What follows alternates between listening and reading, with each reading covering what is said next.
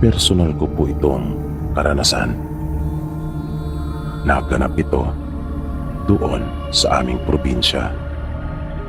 Pero hayaan niyo pong simulan ko itong aking istorya noong bata pa po ako. Minsan, habang naglalaro ako sa bakuran namin, ay nahulog po ako sa isang puno na aking inakyat. Hindi ko maipaliwanag pero para kasing may kung anong pwersa ang humila sa akin, kung kaya nahulog po ako. Napilay ako noon pero nagawa namang maipahilot, kung kaya hindi lumala at nanumbalik naman sa dati yung paa at braso ko. Sabi sa akin ng manghihilot, signos daw para sa akin yung puno. Parehong masama at mabuti umano ang hatid nito sa akin. Pero mula noon ay naging tahimik na akong bata. Para kasi ako na trauma dahil sa naranasan ko. At yung pagiging tahimik ko ay siya namang naging dahilan para maging tampulan ako ng kantsaw sa aming paaralan. Hindi naman po talagang mahina ang utak ko. Pero dahil nga sa nangyari sa akin noon, kung kaya ganun ako. Kakaiba ang mga gawi ko kesa sa ibang mga bata. At hindi naman po sa pagbubuhat ng sariling bangko ay may itsura po ako. Kung sa bagay, dumi nga po ng tao sabi nila ay may itsura. Ako pa kaya? Pero sa seryosong usapan po, ay may nakakahawig pa nga daw po akong artista. Ito ay hindi naman mismong ako ang nagsasabi, kundi ang ibang mga tao. Nang magtatapos na po ako sa elementarya, ay bigla namang tinapuan ng malubhang sakit ang tatay ko, na naging dahilan ng kanyang maagang pagkamatay. Mas lalo akong nalungkot. Para bang lalo akong nawalan ng ganang mabuhay. Pero naisip ko yung aking ina, na dalawa na nga lang kami sa buhay, tapos ganun pa ako. Kaya bigla ako nagkaroon ng pagbabago sa aking puso. Bagaman ganun pa rin naman ako, isang taong tahimik, ngunit mas pinili ko namang maging produktibo. Naging masipag ako, at sa lahat ng aking ginagawa ay tinutuon kong talaga ang puso at isipan ko. Kung kaya nagagawa ko po yun ng tama at maganda po ang kinakalabasan. May maliit kami ng lupa na sinasaka at meron din kami nag-iisang kalabaw na naiwan sa amin ng tatay ko.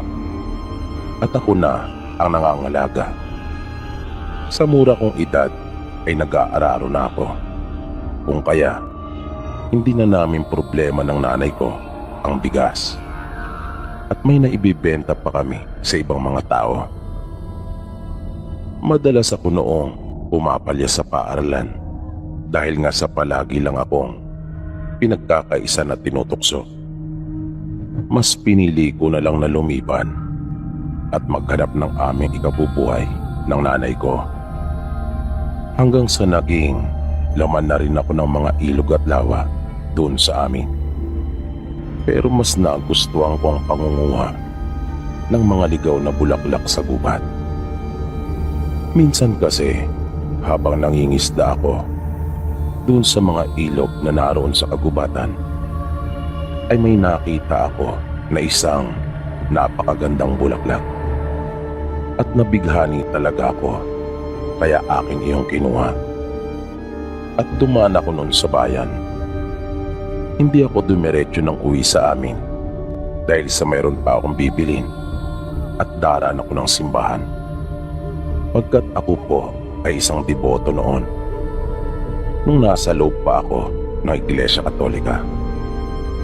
At nang nasa bayan na nga ako, nang papasok na ako ng simbahan, ay may nakakita sa mga bulaklak na dala ko. Kanila akong tinanong kung akin ba raw iyong ipinagbibili. Kung kaya nagulat ako. Doon ko palang nalaman na maaari ko pala iyong mapagkakitaan. Kaya matapos makapag-isip na sandali, ay tumango ako at sinabing oo. Akin iyong ipinagbibili, wika ko sa nagtatanong. Ngunit nang kanila akong tanungin sa kung magkano ang bawat isa, ay tinanong ko na lamang sila sa kung magkano ba ang karaniwan nilang ibinabayad sa mga ganong uri ng bulaklak. At nagulat ako sa kanilang isinagot na halaga sa akin. Kaya ibinigay ko na sa kanila yung mga bulaklak nang magustuhan ko at magkasundo kami sa presyo. Ngunit nag-iwan lamang ako ng isa para ialay ko sa aming patron. Kaya mula noon ay itinuong ko na yung aking atensyon at panahon sa pangunguha ng mga ligaw na bulaklak o orchids. Pagkat naisip ko kasi malaki ang maitutulong sa amin noon ng nanay ko. Pero isang araw, habang nasa kagubatan muli ako upang manguha ng mga nasabing magagandang bulaklak, ay biglang nangyari yung hindi ko inaasahan. Nakapanguha na ako noon at pauwi na sana pagkat patakip silim na, nang mayroon pa akong mamataan na isang napakagandang bulaklak. Kakaiba ang hugis at mga kulay nito. Kaya huminto ako at inilagay na muna yung aking bayong na pinaglalagyan ng mga ligaw na bulaklak na akin nang napanguha upang akyatin yung isa pang nakita ko. Mataas ang kinalalagyan noon. Kung kaya, itinaas ko yung aking pantalon na maong upang mas malaya ako makagalaw. Nang nasa itaas na ako, ay bigla akong napasulya sa ibaba. Nagulat talaga ako at nalula dahil sa taas noon. Parang ayaw ko na ngang ihakbang pang muli yung aking mga paa. May mga lumot pa naman yung mga sanga nung nasabing puno. Pumwesto ko ng paupo nang upang sa ganon ay mas balanse ako. At nang akin ang aabutin iyon, ay bigla namang tumulas yung aking paa. Sumunod yung bigat ng katawang ko at natagpuan ko na lamang yung aking sarili na parang isang litsuning baboy na nakayakap yung aking mga kamay at paa sa sanga ng malaking puno na yon. Sinikap kong makabalik sa itaas ng sanga, ngunit dahil nga sa mga lumot, kung kaya napakadulas noon. Unang humulagpos mula sa pagkakayapos sa sanga yung aking mga paa. Kung kaya nakalambitin ako. Pinilit ko pa rin makaakyat, ngunit unti-unti na ring tumulas yung isang kamay ko. Hanggang sa isang kamay na lamang ang nakakapit. At di nagtagal ay hindi ko na rin talaga yun nakayanan pa. At kusa nang bumitaw yung aking kamay. Grabing kaba yung naramdaman ko noon. Ang buong akala ko talaga ay katapusan ko na. Ramdam na ramdam ko yung sakit nang ako ay tumama at bumagsak na sa lupa. At dahil sa malapit yun sa bangin, kung kaya gumulong pa ako. Buti na nga lang at hindi naman iyon kalaliman. Pero hindi ko na natanda ang lahat dahil habang gumugulong ako ay nawalan na ako ng malay.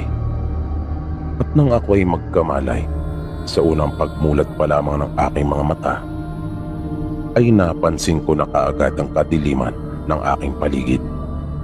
Gabi na. Ngunit kahit paano, ay may kaunting liwanag naman na nagmumula sa buwan. Pero hindi ko maitatanggi na ako ay talagang kinabahan. Pagkat ni minsan ay hindi pa ako inabutan ng gabi sa kagubatan. Pagkat pinakaiiwasan kong mangyari iyon sa akin.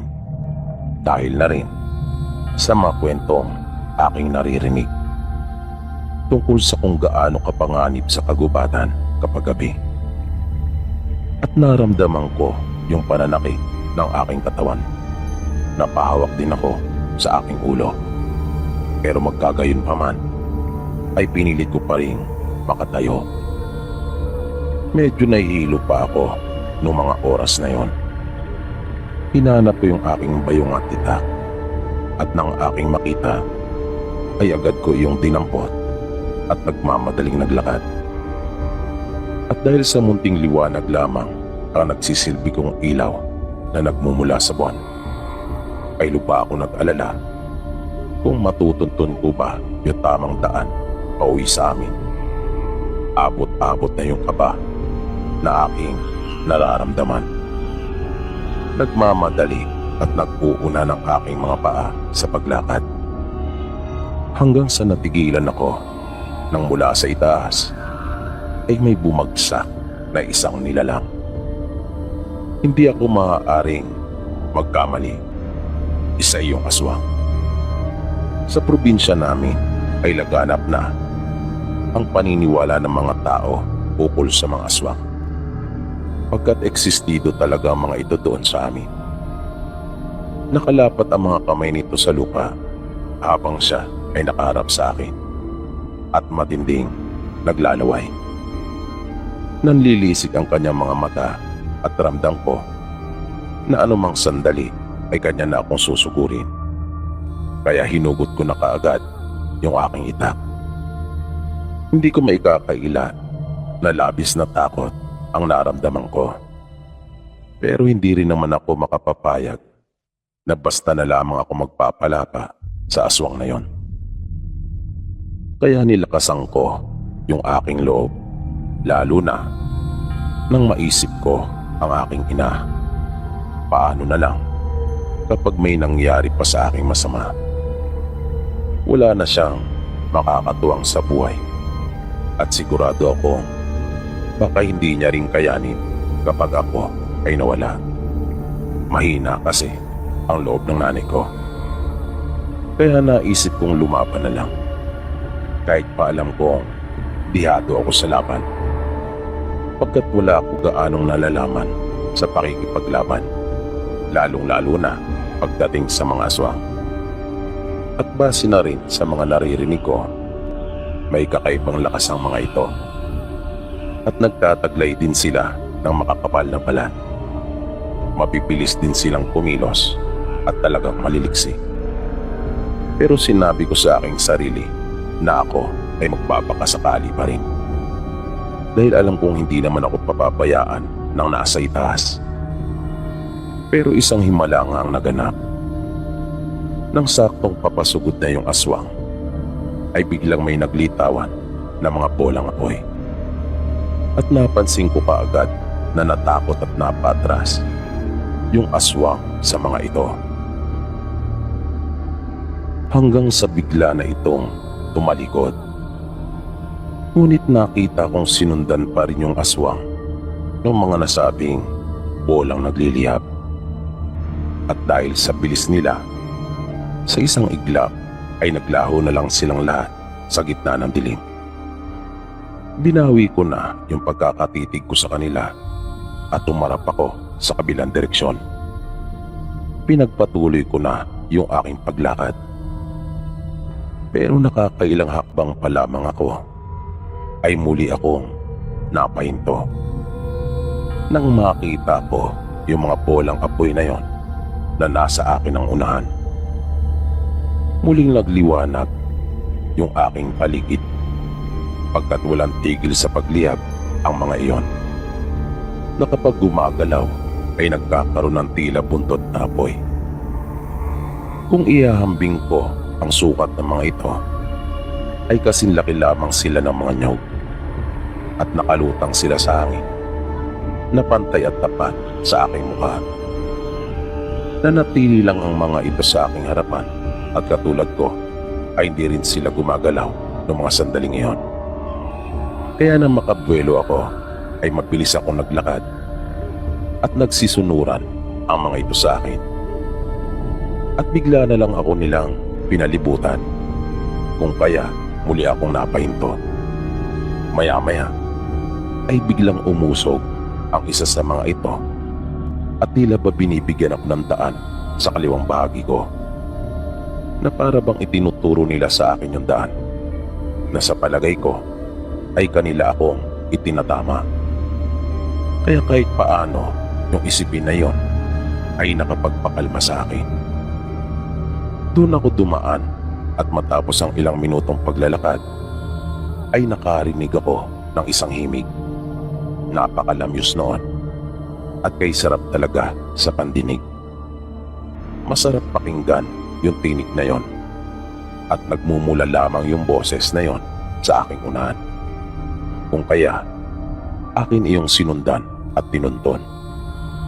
Hanggang sa bumungad sa akin ang isang napakagandang dalaga na nakaupo sa malaking ugat ng malapad na punong kahoy. Nakalugay ang mahaba nitong buhok na tumatakip sa kalahati ng muka at bagya itong nakayuko.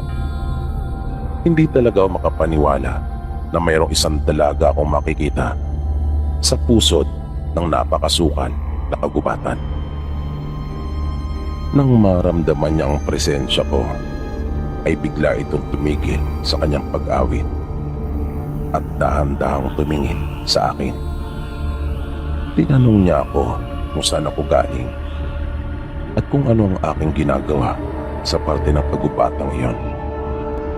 Nang sasagutin ko na yung kanyang katanungan, ay mayroong biglang tumulo mula sa noo ko at kanya iyong pinansin. Sinabi niyang maitugo ako sa noo at yun na ang huli kong natatandaan. Pagkat bumagsak na ako at nawalan muli ng malay, nagtamo pala ako ng malaking sugat sa ulo, buha ng pagkakahulog ko sa puno. Nang magising ako ay tirik na ang araw at nang igala ko ang aking paningin ay nasa loob na ako ng isang kubo.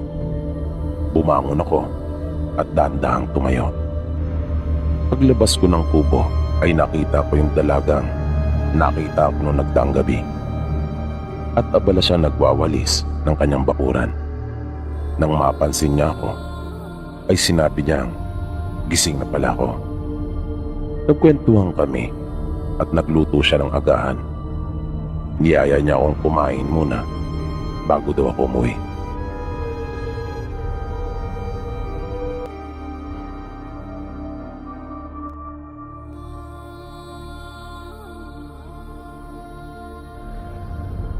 Niyaya nga muna akong kumain ng agahan ng magandang dalaga.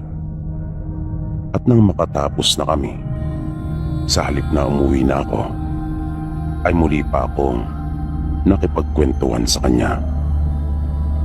Di ko rin maipaliwanag pero parang may kung anong pumipigil sa akin na umuwi.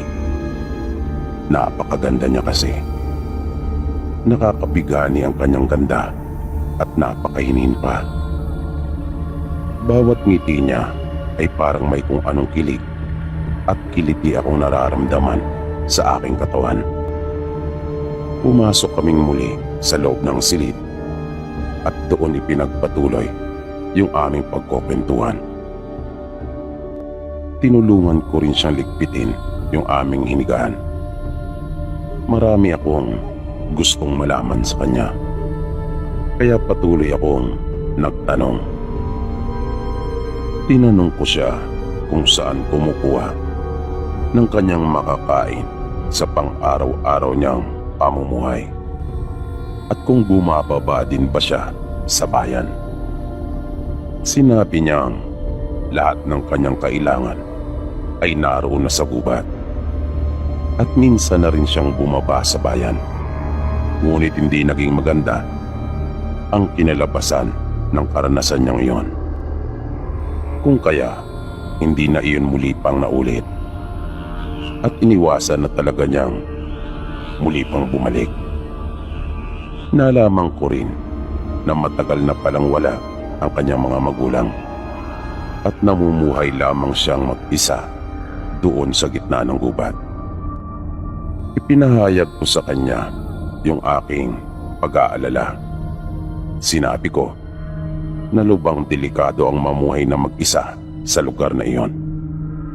Ngunit sinabi naman niya sa akin na siya ay sanay na at iniingatan umano siya ng kagubatan.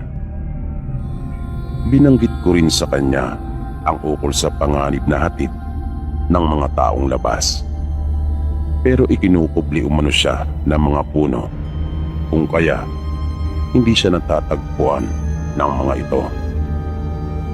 Binanggit ko rin ang ukol sa mga engkanto at aswang na maaaring magsapanganib ng kanyang buhay. Ngunit nangiti lamang siya at sinabing kayang-kaya niyang pangalagaan ang kanyang sarili mula sa mga masasamang elementong binanggit ko. Kaya biniro ko siya na baka isa siyang diwata, kung kaya nakakapamuhay siya mag-isa doon sa gubat. Hindi siya umimik. Sa halip ay isang matamis na ngiti lamang ang iginanti niya sa akin.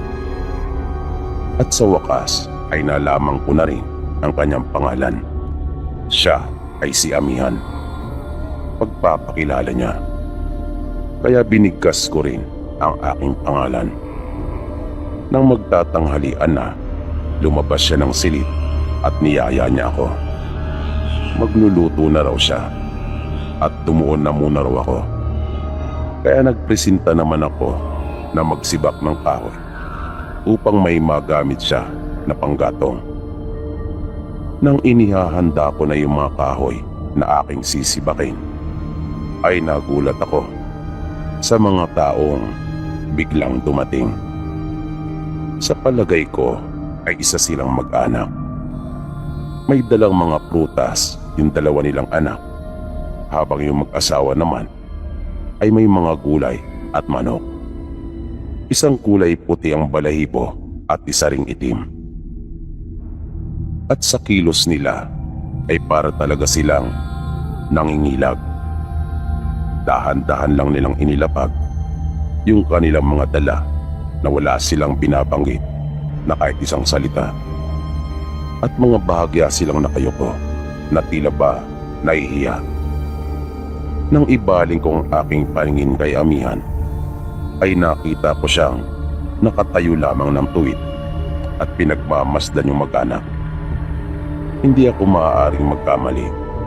Inaalayan siya ng mga ito ng pagkain. Pero bigla siyang nagsalita na para bang nabasa niya kung anong aking iniisip at sinabing, mababait ang mga tao na naninirahan malapit doon sa gubat. Nang tanungin ko siya kung bakit nila ginagawa iyon, ay nagpaliwanag si Amihan.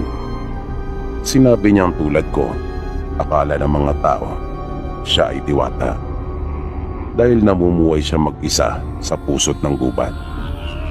Kaya iyon umano marahil ang dahilan kung bakit siya binibigyan ng pagkain ng mga tao. Ipinagpatuloy ko yung pagsibak ng kahoy habang siya naman ay nagpunta na muli sa kusina. Nang makaluto ay sabay kaming kumain dalawa. Pagkatapos noon ay nagkwentuhan kaming uli. Hanggang sa maalala ko yung narinig kong awit mula sa kanya. Kaya hiniling kong muling marinig yung maganda niyang tinig. Ilang beses siyang tumanggi at sinabing siya ay nahihiya. Pero naging mapilit ako. Kaya narinig kong muli yung maganda niyang boses. Ikinuwento niya rin sa akin na may nagawi na rin noon na lalaki sa maliit niyang kubo. Nangako ito na babalikan siya. Pero hindi nito tinupad yung kanyang pangako kay Amihan. Matagal siyang naghintay hanggang sa nawala na siya ng pag-asa at sumuko na. Ramdam ko yung sakit na nararamdaman niya habang nagkukwento. At di ko alam kung bakit bigla akong nasabi na babalikan ko siya at magiging tapat ako sa aking pangako. Inihatid niya ako sa may puno kung saan ako nahulog. At ipinakita ko naman sa kanya yung napakagandang bulaklak na nasa itaas. Sinubukan ko uling kunin niyon. At nang makuha ko na, ay inilagay ko yung isang bulaklak sa kanyang tenga. Lalong lumutang yung kanyang kagandahan. Mabigat sa loob kong umalis at iwan si amihan. Pero nag-aalala din ako para sa aking ina. Alam kong hinahanap na ako nito at baka kung mapaano siya. Kaya pansamantala ako nagpaalam kay amihan at muli kong sinabi na babalikan ko siya. Hindi ito kumibo. Nakatingin lamang siya sa akin at bakas ang matinding lungkot sa kanyang maganda at maamong muka. Napansin ko rin na nangingilit na ang luha sa kanyang mga mata. Kaya bago pa yun pumatak, ay bumitaw na ako sa pagkakahawak sa kanyang mga kamay at tumalikod na. Nagmamadali akong bumaba ng kagubatan at tinahakandaan pauwi sa amin. Pagdating ko sa bahay ay hindi nga ako nagkamali. Nadatnan ko ang aking ina na nakatulala sa aming bintana at nakatanaw sa kawalan. Nang mapansin niya ang pagdating ko, ay wala siyang mapagsidlan ng kanyang kagalakan. Masayang-masayang nanay ko nang makita ko. Panay ang pagtatanong niya sa akin kung ano ang nangyari at kung saan ako nagpunta. Sa buong buhay ko ay noon pa lamang ako nakaramdam ng ganon. Ni minsan ay hindi pa ako humanga o nagmahal tulad ng nararamdaman ko para kay amihan. Pero kailangan kong alagaan at bantayan ang nanay ko dahil nagkasakit ito sa labis na pag-aalala sa akin. Walang sandali noon na hindi sumasagi sa isipan ko si amihan. Palagi ko siyang naaalala. Gising man o natutulog, ay pabalik-balik sa aking isipan ang kanyang larawan. Kaya nang gumaling na ang aking ina, ay nagpasya na akong umakyat muli sa gubat at puntahan si amihan. Pero kahit anong gawin kong paghahanap sa malit niyang kubo, ay hindi ko iyon matagpuan. Hanggang sa bigla na lang sumulpot ang mga taong labas na hindi bababa sa 15 katao. Agad na nagtanong sa akin yung isa kung taga saan ako at kung ano ang ginagawa ko doon. Habang yung isa naman ay tinanong ako kung mayroon ba akong koneksyon sa mga militar. Sumenyas pa nga ang isa sa kanilang mga kasama na baka ako ay isang espiya. At mabilis nilang ginalugad ang paligid sa pag-aakalang baka may kasama nga ako na militar. Kinabahan ako ng gusto dahil sa pangyayaring iyon. Sinabi ko sa kanila na naliligaw ako. At nang mapatunayan nilang hindi ako konektado sa militar, ay iniwan na lang rin nila ako. Pero nung una, ay ayaw pa nilang maniwala sa sinasabi ko na may hinahanap lang akong kubo at sa kasamang palad ako ay naligaw. Sinabi nila sa akin na matagal na silang naninirahan sa mga kagubatan at palagi silang dumaraan doon. Wala daw kahit isa na naninirahan sa bahagi iyon ng kagubatan. Kaya imposible daw ang sinasabi ko, pagkat wala talagang bahay doon.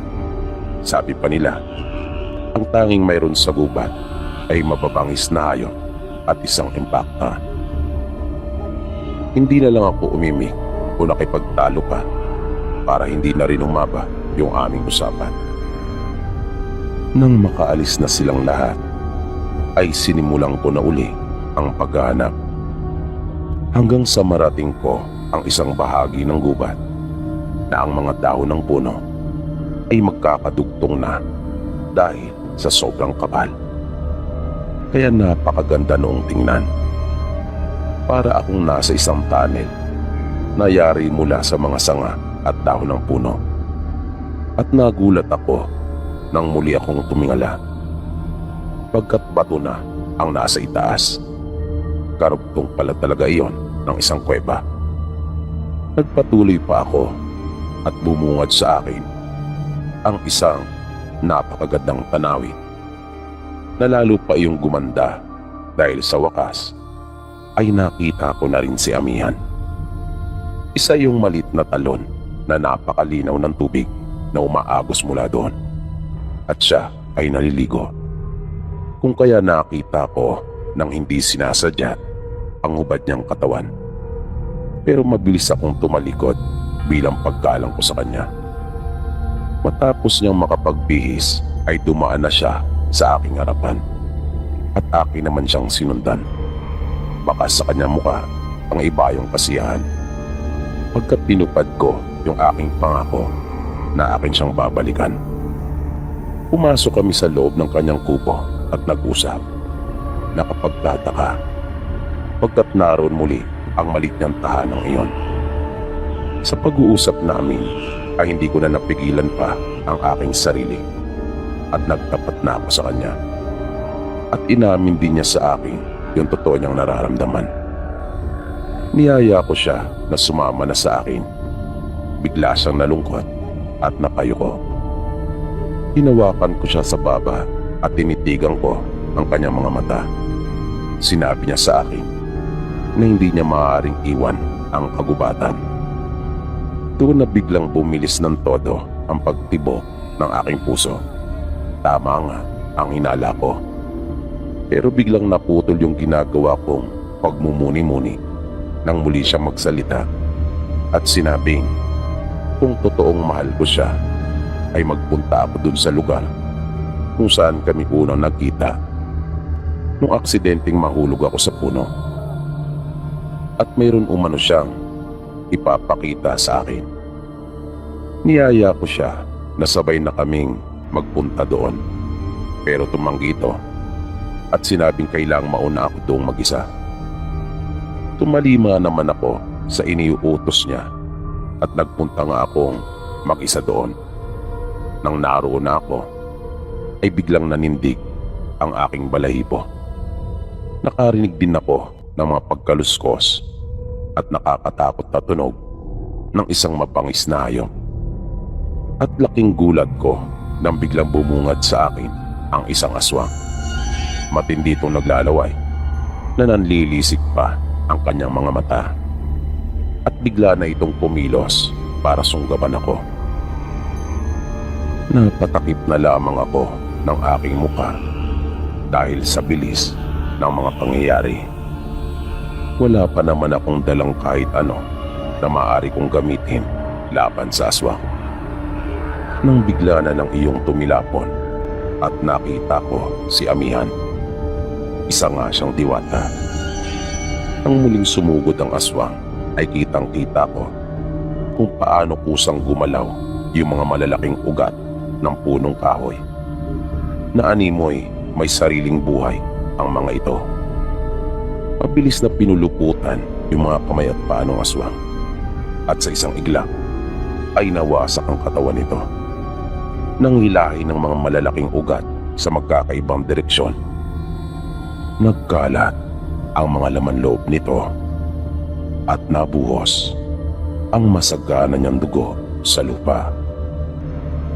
Dahan-dahang lumapit sa akin si Amihan at tinanong ako kung hindi raw ba nagbago yung nararamdaman ko para sa kanya. Lalo na't alam ko na ngayon kung anong katotohanan tungkol sa kanya. Hindi ako nakaimik. Pero sigurado ako sa aking nararamdaman para kay Amihan. Sinabi niya sa akin na yun ang dahilan kung bakit hindi siya maaaring umalis ng kagubatan. Pagkat iyon ang kanyang tahanan. Ito ang kanyang kaharian. At siyang nag-iisang tagapangalaga nito. Nang makahinga ako at makahugot ng lakas ng loob, ay sinabi ko sa kanya na mahal ko siya. Pero hindi ko rin maaaring iwan ang aking ina. At kung akin namang ipagtatapat ang lahat, ay alam kong hindi ito makapapayag na dumuon kaming pareho kasama ng isang diwata. Naguluhan ako nung mga oras na iyon. Hanggang sa biglang magpabago-bago ng anyo si Amihan. Nalalo kong ikinamangha at ikinagulat. Nilisan ko yung kagubatan. Muli ay iniwang ko siya na mabigat ang aking loob. Pero hindi ko kasi alam kung paano kami mamumuhay na magkasama. Nang nasa amin na ako ay hindi ako mapakali. Palagi ko pa rin naiisip si Amihan. Ilang beses ko rin tinangka na balikan at puntahan siya. Pero palagi na lang rin akong nagdadalawang isip. Hanggang sa di ko na namalayang mabilis na lumipas ang isang taon. Unti-unti ko na rin siyang nakakalimutan. Itinuon ko na lang sa ibang mga bagay ang aking panahon at isipan. Minsan ay di sinasadyang nagawi akong muli doon sa gubat. At habang paakyat ako ay doon palang nanumbalik muli yung mga alaala ko kay Amihan. Kaya sinubukan kong hanapin yung kanyang kubo. Tinawag ko rin yung kanyang pangalan. Pero hindi ko talaga siya natagpuan. Kahit yung yungib kung saan siya naliligo ay aking natunton at pinuntahan. Pero wala din siya doon. Hanggang sa sumuko na lang din ako. Alam kong para sa ibang makaririnig nito ay may hirapang paniwalaan lahat ng mga ikinuwento ko at isinalaysay. Pero ito ay personal kong karanasan na kailanman ay hindi ko po talaga makakalimutan. Ngayon po ay nananatili pa rin akong binata at kasalukuyang naninirahan na dito sa Maynila. Maraming taon na rin akong hindi nakakauwi sa amin. Pero kung papalarin ay nais kong magbakasyon ngayong Disyembre. At hindi ko na palalampasin pa yung pagkakataon na muli siyang hanapin. At sa pagkakataong ito ay bunang aking loob. Pag nakita ko siya ay duro na akong kasama niya.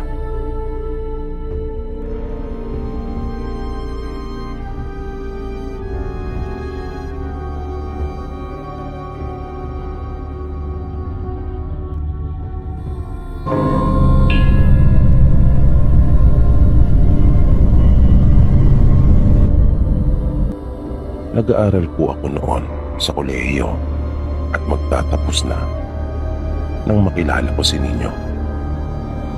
Isa rin siyang graduating student sa university na pinapasukan ko. Niligawan niya po ako at sa ilang buwan niyang panunuyo sa akin ay sinagot ko siya. Mabait si Nino at marami siyang katangiang hinahanap ko sa isang lalaki. At pagdating naman sa aspetong pisikal, ay masasabi kong wala na rin akong hahanapin pa. Matangkad siya at gwapo. Sabi nga ng mga kaklase namin noon, ay bagay na bagay raw kaming dalawa. Noong pasimula, ay naging maayos naman ang lahat sa amin ng kasintahan ko. Yun nga lang, ay masyado kami naging mapusok. Kaya sa madalas naming paglabas ay nagbunga yung aming pagmamahalan. Bagay na hindi nagustuhan ng mga magulang ko. Hindi nila matanggap yung biglaan kong pagdadalang tao.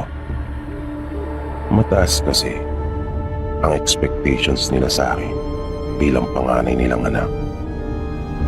Kaya nagalit sila sa akin, lalong-lalo na ang nanay ko. Hindi ko man lang raw binigyan ng halaga yung pagpapakasakit nila na lahat daw ay kanilang ginagawa. Maibigay lamang lahat ng pangangailangan ko, lalong-lalo na pagdating sa aking pag-aaral. Kasi po, sa totoo lang, kung anong uso ng mga panahong iyon ay talagang mayroon ako.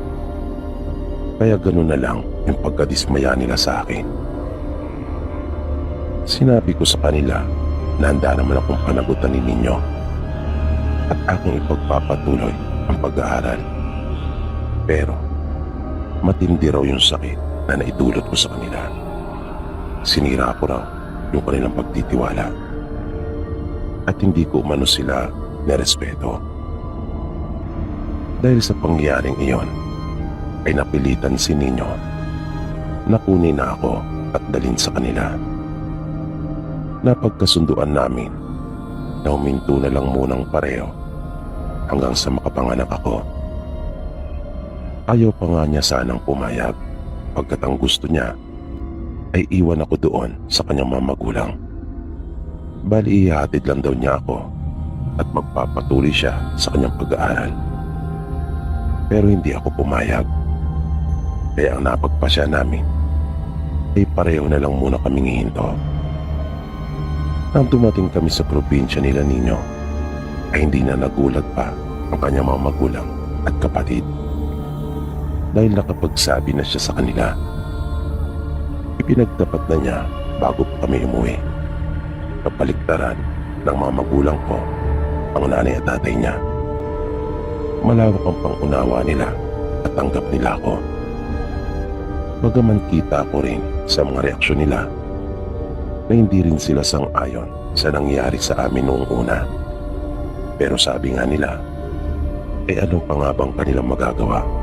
Nariyan na umano yan at nangyari na.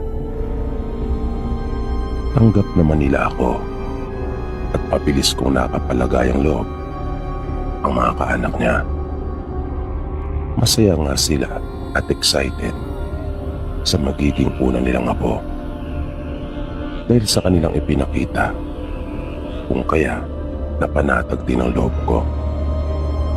Maayos at mabuti naman ang kanilang naging pakikitungo sa akin. Kung kaya walang-wala talaga sa isip ko na makakaranas ako ng hindi magandang pangyayari doon sa kanilang probinsya. Isang nakakatakot na karanasan. Isang karanasang hindi ko talaga makakalimutan. Isang araw iyon nang iwan ako na mag-isa sa bahay nila. Sumama kasi si Ninyo sa mga magulang niya doon sa bukid, habang yung dalawang kapatid naman niya ay pumasok sa paaralan. Nang mga bandang 10:00 pasado na, ay nakarinig ako ng kakaibang tunog. Laki ako sa Maynila, kaya naisip kong marahil ay normal lang iyon doon sa kanilang probinsya.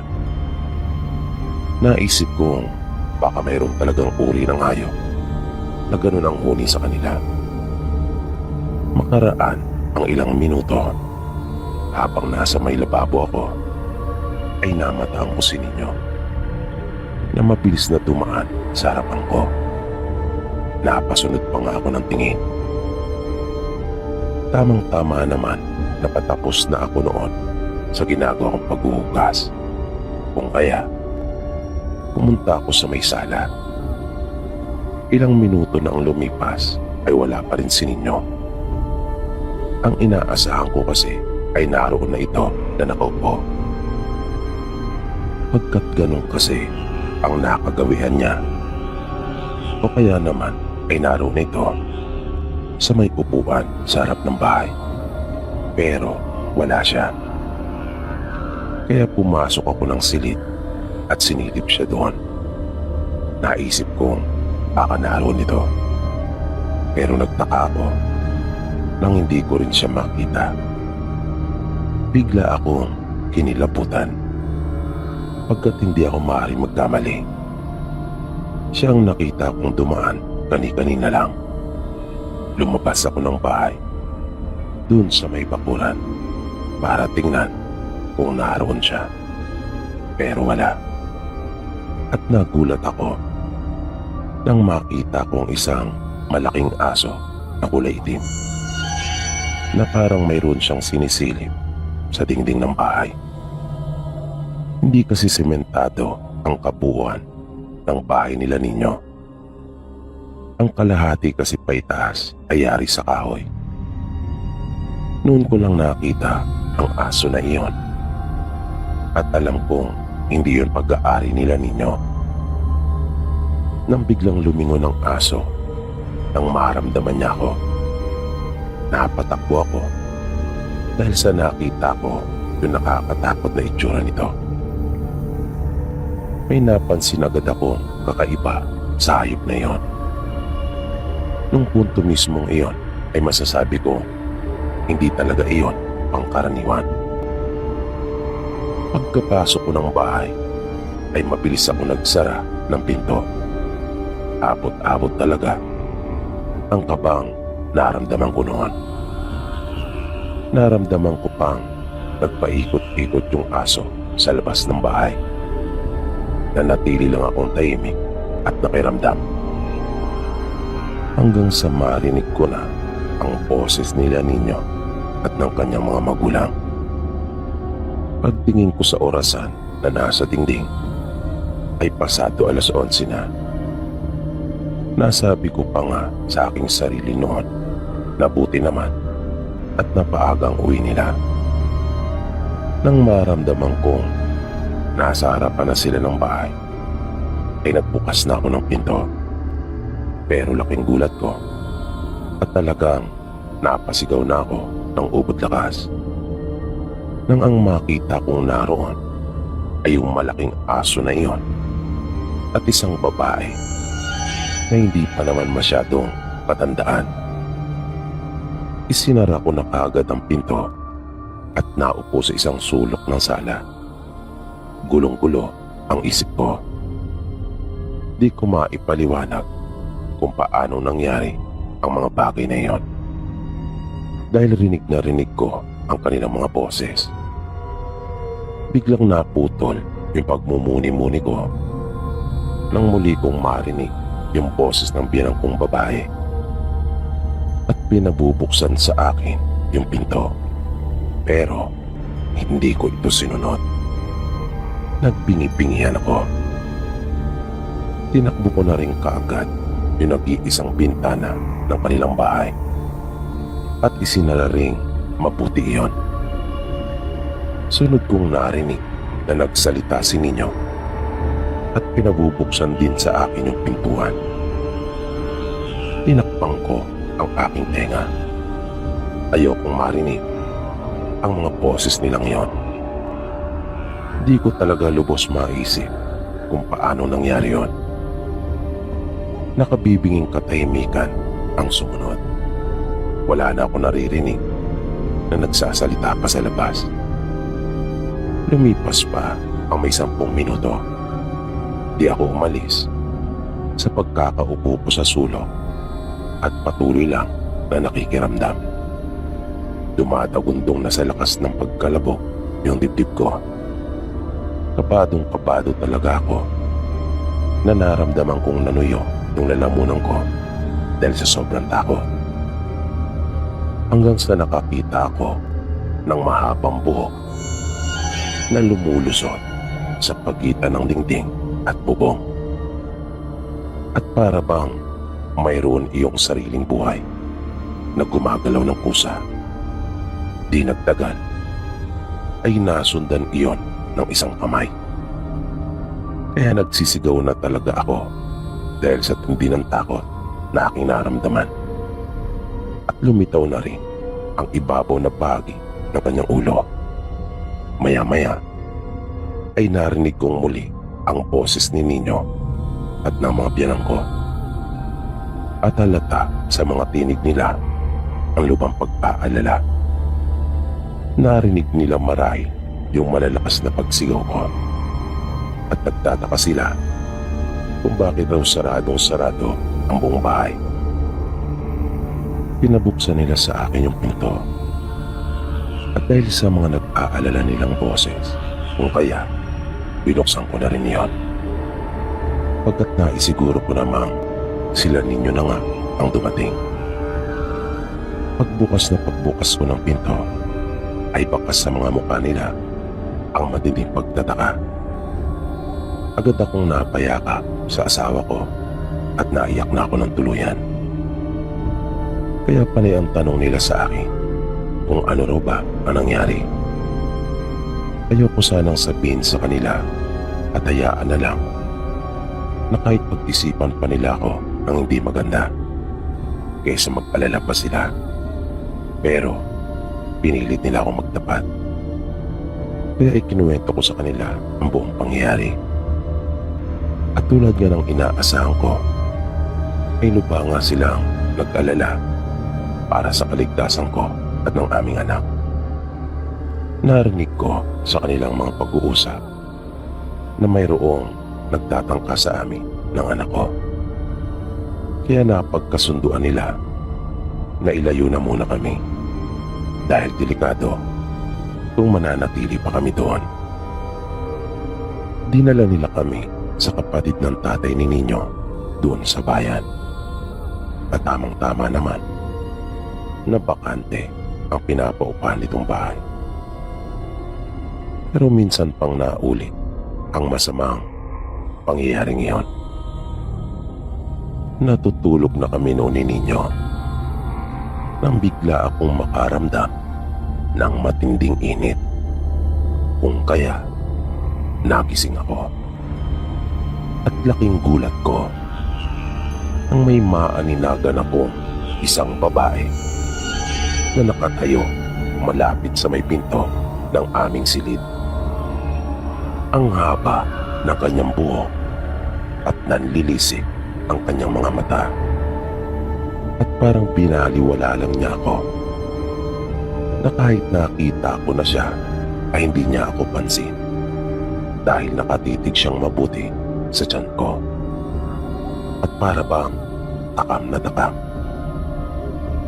Dahil sa sobrang gulat at takot na naramdaman ay talagang napasigaw ako habang niyuyugyug ko ang braso ni Ninyo. Nang magising si Ninyo ay mabilis ding naglaho yung babae. Napatingin lang akong sandali noon sa asawa ko na nang aking ibalik ang paningin sa babae ay nawala na itong bigla. Kaya nag-alala ako na baka hindi ako paniwalaan ni Ninyo. Pero nang ituro ko sa kanya kung saan ko nakita yung babae na nakatayo, ay nakita namin yung bakas ng kanyang mga paa at mayroon iyong langis. Nang sundan namin yung mga bakas, ay napansin namin nakabukas na rin yung bintana. Nang sumunod na araw, ay ipinagbigay alam namin sa mga biyanang ko ang nangyari. At nagdesisyon silang magdala na ng manggagamot. Binigyan ako nito ng mga pangontra. Pinausukan at kinabitan din niya yung bahay na aming tinitirahan. Binilinan din niyang asawa ko na magpausok tuwing hapon. At hanggat maaari ay pagsuotin ako ang itim na damit. At mula po noon ay hindi na muling naulit pa yung mga ganong pangyayari hanggang sa maisilang ko po ang panganay naming anak.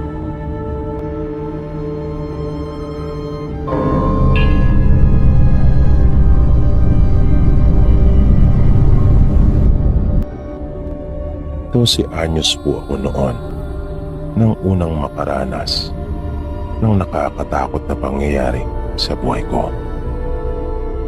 Nagbakasyon kami noon sa bahay ng lola ko sa probinsya. May kalakihan ang bahay nila lola at 2 palapag yon. Pero luma na at pang sinauna pa ang pagkakayari.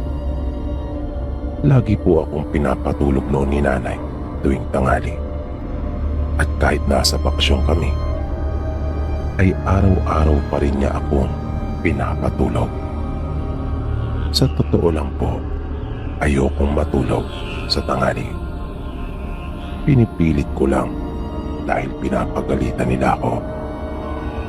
Kaya matagal bago ako nakakatulog, lalo na kapag naririnig ko yung mga boses ng mga kalaro kong nagkakaingay sa labas. Kaya kapag nagising ako ay gabi na. Minsan, nang pinatulog niya akong muli, doon sa may kwarto sa itaas, nang magising ako, ay napakadilim sa kwarto. Kaya gabi na, naisip ko.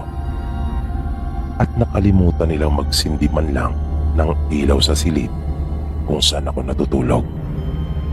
Pagbangon ko, ay napasigaw talaga ako ng ubod lakas.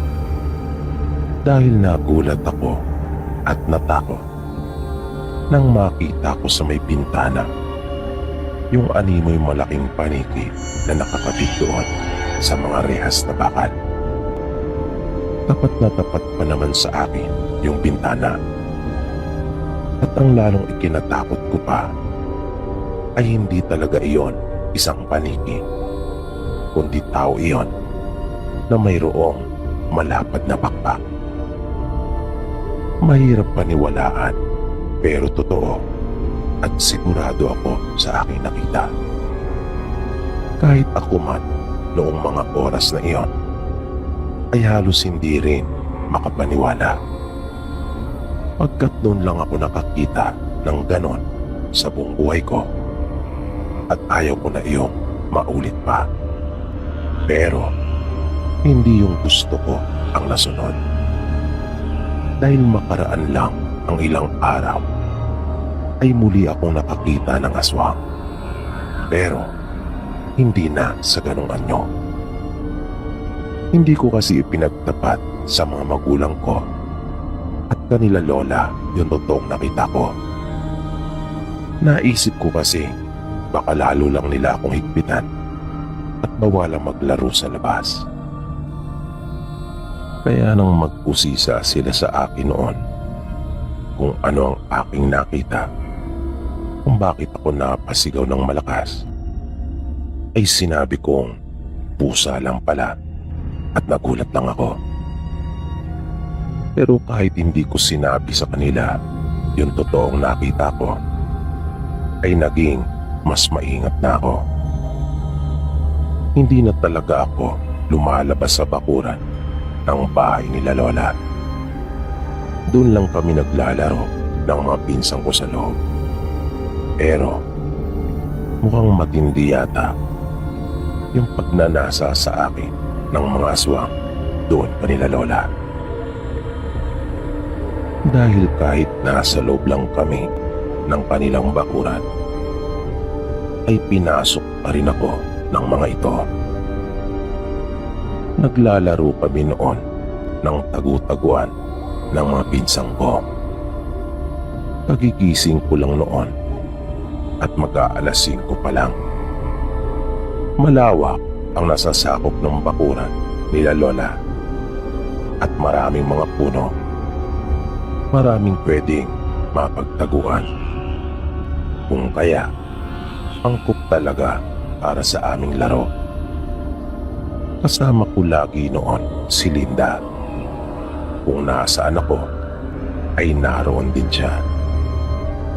Nang nasa kalagitnaan na kami ng aming paglalaro, ay may napansin akong tao na para bang nagtatago din. At doon ko siya nakita sa mga puno. Sinabi ko kagad kay Linda yung aking nakita. Pero sa halip na tumakbo, ay sinabihan niya akong yumuko at magtago kaming mabuti. Takot na ako noong mga oras na iyon at parang nahihirapan na akong huminga dahil sa sobrang kaba. At nang mapalingon ako, ay nakita ko yung 2 kamay doon sa may puno. Nakakatakot iyon. Hindi iyon normal na isang karaniwang kamay na makikita sa mga tao. Nakakakilabot iyon. Kaya sinabi ko kay Linda na tumakbo na kami. Dahil naroon lang yung aswang sa likod ng puno na ilang metro lang ang layo mula sa amin. Pero kung natatakot ako, ay naramdaman kong mas natatakot pala si Linda. At kaya pala ayaw niyang kami ay tumakbo ay dahil sa halos hindi na niya maigalaw pa ang kanyang katawan dahil sa sobrang takot. Inang-ina siya. At tulad ko, ay nahihirapan din siyang huminga. Na habang pinagmamasdan ko siya, ay napansin kong tila mas malala pa nga kaysa sa akin. Pagkat may sakit pala ito na hika. Nang muli akong mapalingon, ay nakita ko na pati ang braso ng aswang, pati yung kabahagi ng kanyang buhok. Naisip kong dahan-dahan na itong kumikilos. Nang ibalik ko ang pansin ko kay Linda, ay nakita kong namumutla na maging ang kanyang mga labi. Pilit ko pa rin pinapalakas yung loob niya at sinasabing kailangan na naming umalis doon. Nang ituon kong muli ang aking tingin doon sa aswang, ay nakita kong tuluyan na itong lumabas sa kanyang pinagkukublihang puno. At dahan-dahan na itong gumagapang na parang aso. Kaya sisigaw na sana ako para humingi ng tulong nang bigla naman kaming matagpuan ng mga pinsa namin. Kanina pa raw nila kami hinahanap. At nang tingnan kong muli ang aswang, ay wala na ito. Nagulat ang mga pinsa namin nang makita nila si Linda at nagtulong-tulong kami na buhatin siya. Pagdating namin sa bahay, ay sinabi ko na sa aking mga magulang ang naalalaman ko. Lahat ng aking nakita ay sinabi ko na sa kanila. Sabi ng lola ko, mayroon daw talagang isang pamilya doon sa kanila na pinaniniwalaan ng mga tao na may lahing aswang. Pero matagal na raw silang walang balita sa mga ito. Ang alam daw nila ay ng ibang bayan na sila. May nakapagsabi din na nasa Maynila na raw ang mga ito, pagkat may nakakita na taga roon sa kanila. Kaya wala nang mga nangyayaring napapalagan doon sa kanila na dulot ng mga aswang. Kaya nagtataka raw si Lola kung bakit bigla na namang sumulpot ang mga ito. Sabi pa niya, iilan lang naman ang mga taga roon sa kanila ang ng ibang bayan. Halos lahat ng taga roon sa kanila ay doon na nakapag-asawa at namuhay. At karamihan ng mga umalis sa lugar nila ay hindi na nakabalik pa.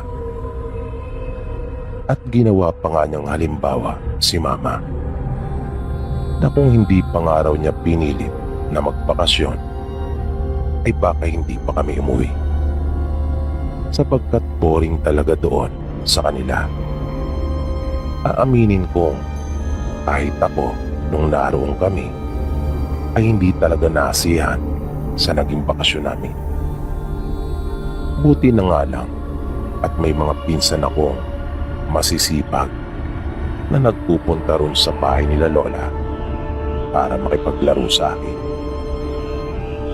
Dahil yung lugar nila Lola ay parang ghost town. Walang kabuhay-buhay at talagang nakakatakot. Na binagayan pa ng nag-iisa niyang bahay na malaki. Ngunit makaluma naman ang disenyo na parang haunted house na nakatirik sa pinakapusod ng lupain nila.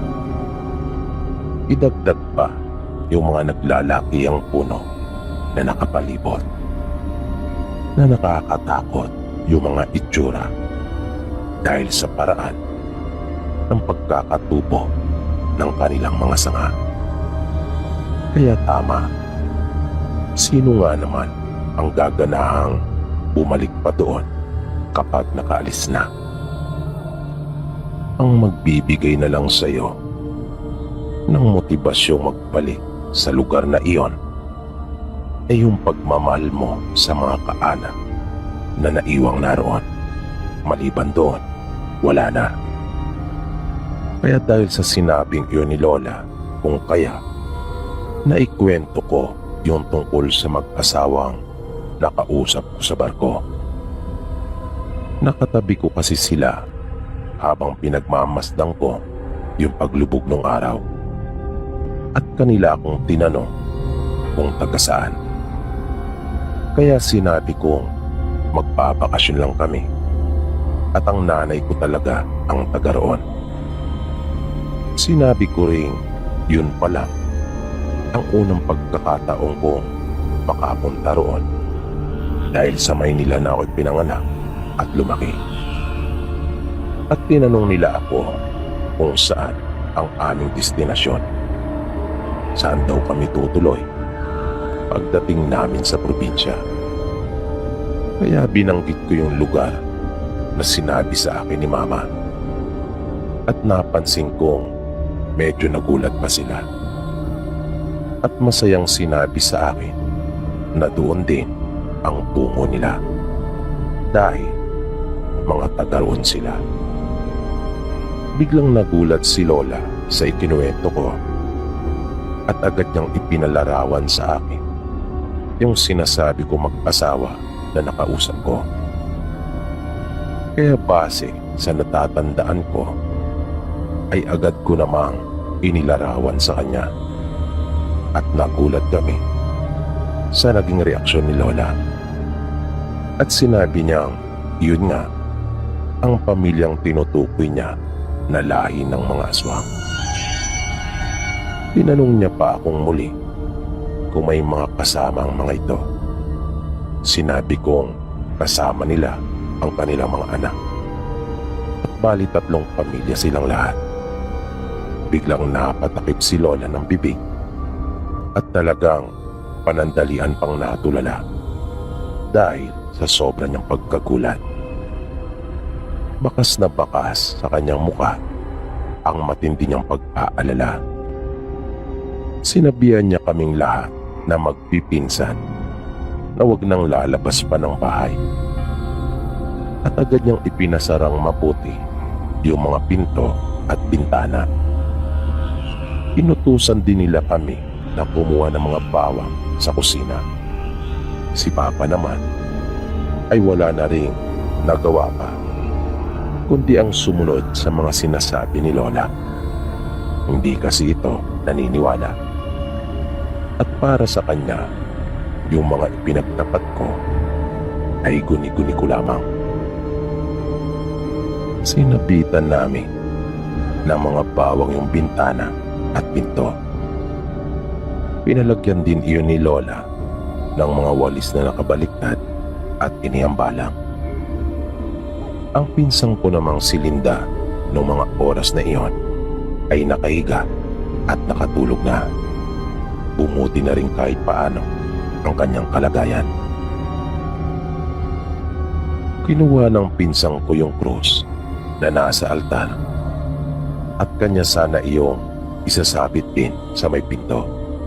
Pero pinigilan siya ng papa ko at sinabing hindi iyon totoo. Kaya parang nakaramdam ako ng inis noon kay Papa. Pero sa lahat ng hindi niya pinaniniwalaan ay doon siya tumama dahil sinang-ayunan iyon ni Lola. Sinabi ni Lola na kanila nang nasubukan noon at wala nga raw iyong naging epekto sa mga aswang. Sa mga palabas lang daw nangyayari iyon. Nang maisaayos na namin ang lahat, ay saka pala naghanda sila Lola at Mama ng aming magiging hapunan. Maya-maya, bigla kaming nakarinig ng mga boses sa labas. Dumating ang kuya ni Mama at kasama nito ang panganay na anak na lalaki. Nagtaka daw kasi sila kung bakit hindi pa nakauwi si Linda, kung kaya kanilang hinanap.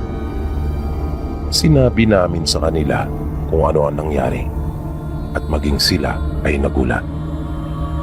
At yun ang dahilan kung bakit hindi na pinauwi pa ni Lola ang mga pinsang ko. Nandito na naman pala sila. Yan ang tandang-tanda ko na sinabi ni Tito na kapatid ni Mama. At sumagot si Lola ng oo at mas dumami pa. Dahil nagsipag-asawa na ang kanilang mga anak. Habang naglalagay na kami ng mga pinggan sa mesa at naghahanda na para kumain, ay nagsimula ng umalulong yung mga aso. Nakakatakot iyon. Hindi lamang yung kanilang tunog, kundi ang katotohanang wala naman akong natatandaang may alagang aso sila Lola. At nang sumilip si Tito sa bintana, ay nagulat siya at agad na napatingin sa amin. Sinabi niyang mayroong mga tao na nasa labas. Pero nakatayo lang ang mga ito at tila kumukumpas ng isang lalaki na para bang nagmamando at ibinibigay ang kanyang mga utos. Pumunta si Lola sa kanyang silid at paglabas niya ay kanyang ipinakita sa amin yung isang bote na may langis at tumaawas iyon. Sinabi niyang sila nga ang nasa labas. Nang kanyang tinutukoy ay yung pamilya ng mga aswang. Dahan-dahan akong lumapit sa may bintana at hinawi ko yung kortina noon. At kahit natatakot ay sumilip din ako. At nagtaka ako sa aking nakita. May mga kasama yung lalaki na nakaupong tulad sa aso. Nagpaalam si Tito kay Lola at Mama na kanya nang lalabasin ang mga ito. Pero hindi sila Lola pumayag at sinabing delikado. Pero sinabi ni Tito na nag-aalala siya na baka sunugin ng mga ito ang bahay nang dala nilang mga sulo para mapilitan silang lahat na lumabas at hindi niya raw iyon mapapayagan. Nagsalita si Papa at kanyang sinang-ayunan si Tito. Naisip kong makasarili si Papa na hindi man lang niya inisip ang kapakanan ni Tito. Basta ligtas lang siya at ang kanyang pamilya. Pero nagkamali ako dahil matapos niyang sumang-ayon ay sinabi nito na sasamahan niya si Tito at ang anak nitong lalaki. Kaya kinuha ni Lola yung itak ni Lolo at ibinigay kay Papa. Naramdaman na namin noon na mayroon ng umaali-aligid maging sa likuran ng bahay. At parang inaalam nila kung saan sila maaaring makapasok. Sukbit ang kanilang mga itak ay lumabas na sila Papa. Sumama din si Mama at Lola, pero nasa likod lang sila. At naroon kami ng mga pinsang ko sa may pinto na hinayaan lang namin bagya yung nakabukas. Tinanong sila ni Tito kung anong dahilan bakit sila naroon. Sumagot ang lalaki at sinabing alam na raw ni Tito ang dahilan at wag na raw itong pagmaang-maangan. Napansin kong yung kausap ni Tito ay yung lalaki na nakakwentuhan ko sa barko at nasa tabi nito ang kanyang asawa. Sa itsura ng mga ito ay parang kaitaran lang nila sila Mama. Pero ang sabi sa amin ni Lola, sila ang totoong kaidaran ng mga ito. Mga kababata pangaraw nila ni Lolo ang mga ito. Nagpatuloy pa ang kanilang mga pag-uusap. Sinabi ni Tito sa lalaki na kanyang ipaalaala sa kanya pagkat medyo nalimutan na niya kung ano ang nangyari. Biglang mas lalo pang naging mapalasik yung mukha ng lalaki. Na mahalata mo talagang nagalit ito. Para bang mayroon siyang naalala na hindi maganda nang sabihin iyon ni Tito sa kanya. Hindi ito sumagot. Kung kaya, nagsalita na uli si Tito at sinabing ginawa lang nila kung ano ang tama. Dapat daw nilang tandaan na hindi nila ginusto ang nangyari at sila ang punot dulo ng gulo. Ipinagdiinan pa ni Tito na ang mga ito ang nagumpisa at sila ay umaksyon lamang. Umakbang pang papalapit si Tito, dahan-dahan, habang dahan-dahan ring hinuhugot ang kanyang itak. Sinabi niyang hindi na sana sila dapat bumalik pa at pinalimutan na lang ang lahat. Ngayon, naalala na rin tuloy niya yung sakit ng kanilang ginawa kay Lolo, na para kay Tito, yung buhay ng isa nitong anak ay kulang pa nakabayaran sa buhay ng tatay nila mama na si Lolo Pedring. Kaya hinamon ito ni Tito na kanila nang wakasan at wag nang idamay pang iba, lalong-lalo na raw kaming mga bata. Pero sinabi ng lalaki na uubusin nilang lahat ng natitirang lahi ni Lolo Pedring. At humanda na ang mga ito para lumusob.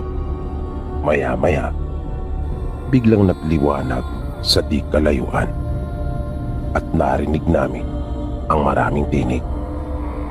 Di nagtagal ay nakita namin kung sino ang mga dumating.